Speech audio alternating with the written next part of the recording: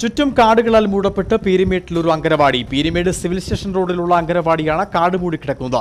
കുരുന്നുകൾ പഠിക്കുന്ന ഈ അംഗനവാടിയുടെ പരിസരം വൃത്തിയാക്കാൻ ബന്ധപ്പെട്ടവർ തയ്യാറാകാത്തതിനെതിരെ വലിയ പ്രതിഷേധമാണ് ഉയരുന്നത്. ഇഴജന്തുക്കളുടെ അടക്കം സാന്നിധ്യം ഈ കാടിനുള്ളിൽ ഉണ്ടാവാൻ സാധ്യതയുള്ളതായി ആളുകൾ ചൂണ്ടിക്കാട്ടുന്നു. പീരുമേട് ടൗണിൽ നിന്നും സിവിൽ സ്റ്റേഷനിലേക്ക് പോകുന്ന വഴി ഫോറസ്റ്റ് ഓഫീസിന് മുകൾ വശത്തുള്ള അംഗൻവാടിയുടെ പരിസരമാണ് കാടുപടലങ്ങളാൽ ചുറ്റപ്പെട്ട് കിടക്കുന്നത്. റോഡിന്റെ മുകൾ ഭാഗത്താണ് ഈ അംഗൻവാടി സ്ഥിതി ചെയ്യുന്നത്. ഇവിടേക്ക് കയറി ചെല്ലുന്ന വഴിയിൽ പോലും ഒരു വശത്ത് കാടുപടലങ്ങൾ വളർന്നു നിൽക്കുകയാണ്. കൂടാതെ ഈ അംഗൻവാടിയുടെ ചുറ്റുമതിൽ സഹിതം കാടുപടലങ്ങൾ കയറി കിടക്കുകയുമാണ്. ഇതോടൊപ്പം ഈ അംഗൻവാടിയുടെ പിറകുവശത്ത് സഹിതം വലിയ രീതിയിൽ കൈപ്പൻ കാടുകളടക്കം വളർന്ന് പന്തലിച്ച് കിടക്കുകയുമാണ്. ഇതിന്റെ നടുക്കാണ് കുട്ടികൾ പഠിക്കുന്നത്.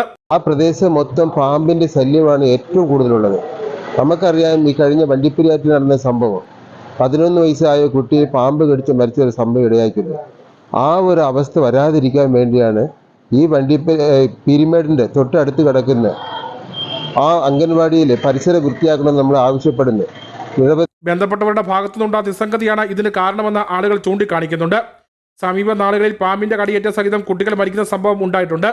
ഇത്തരം കാര്യങ്ങളെല്ലാം നടക്കുമ്പോൾ ഈ വിഷയത്തിൽ വേണ്ടത്ര ഗൗരവം ബന്ധപ്പെട്ടവർ എടുക്കുന്നില്ല എന്നതിന്റെ തെളിവാണ് ഈ അംഗൻവാടിയുടെ പരിസരപ്രദേശത്തെ കാഴ്ചകളെന്നും ആളുകൾ ചൂണ്ടിക്കാണിക്കുന്നുണ്ട്.